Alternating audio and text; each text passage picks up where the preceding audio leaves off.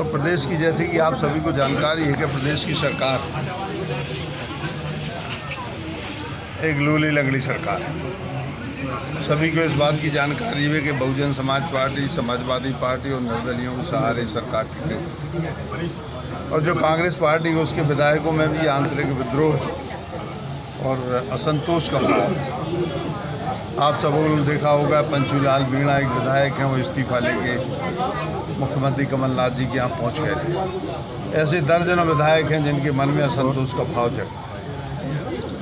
ऐसे सभी विधायक और जो सहायक पार्टियां हैं, एक एक दो जिनके विधायक हैं, ये किस दिन सरकार को गिरा दें। और फिर जब भारतीय जनता पार्टी की दिल्ली में सरकार बनेगी और उसकी जो धमक होगी, जो धमाका होगा, इसमें सभी लोग समझ सकते हैं ये कच्ची जो दीवारें हैं कांग्रेस पार्टी की भर भरा के गिर जाएगी, इनकी छत गिर जाएगी।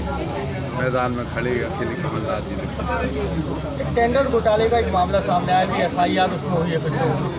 और जी टेंडर घोटाले को लेकर अभी बवाल खड़ा हुआ। देखिए, बदले की कार्रवाई है। IT डिपार्टमेंट ने अपनी रूटीन कार्रवाई में कुछ लोगों के ऊपर रेड की। अब सरकार के जो महत्वपूर्ण लोग हैं उहदे पे बैठे, उन सबसे संबंधित माने जाते हैं। और जिनके यहाँ रेड की, उनके यहाँ पैसे के अलावा बहुमूल्य कारें, हथियार, जानवरों की खालें, कई प्रकार की शराबें, ये सब चीज़ें बरामद हुई।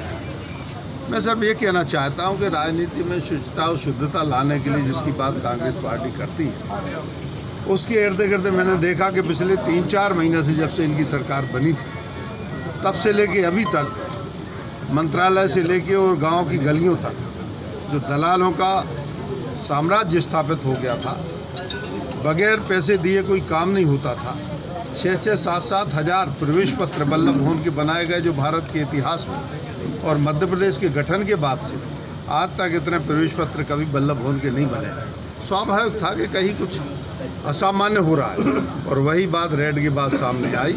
ये सारा का सारा पैसा जो इकट्ठा किया गया ट्रांसफ़रों के माध्यम से और भी अनेकों प्रकार के लाभ देने के द्वारा, और इस कारण से यह जो अकूत संपत्ति करोड़ों अरबों रुपए की जब्त हुई है, यह एक तो चुनाव में खर्च करने के लिए थी और फिर अन्य लोगों के लिए वितरित करने की थी। यह सारे के सारे राज्य के कर्मचारियों, अधिकारियों से, अन्य स्रोतों से इकट्ठा किया हुआ धन था।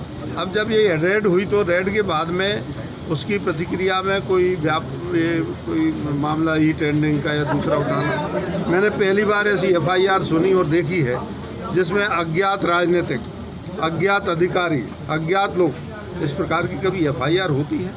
क्या निकलेगा निष्कर्ष इससे? और चार्जशीट तक दाखिल नहीं हो पाएगी।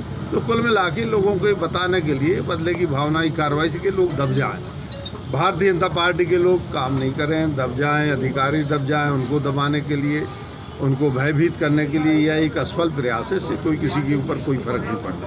कल मंत्री उमाशंकर गुप्ता का बयान आया कि इसकी जांच का आदेश उन लोगों ने ही दिया था कि टेंडर घोटाले की।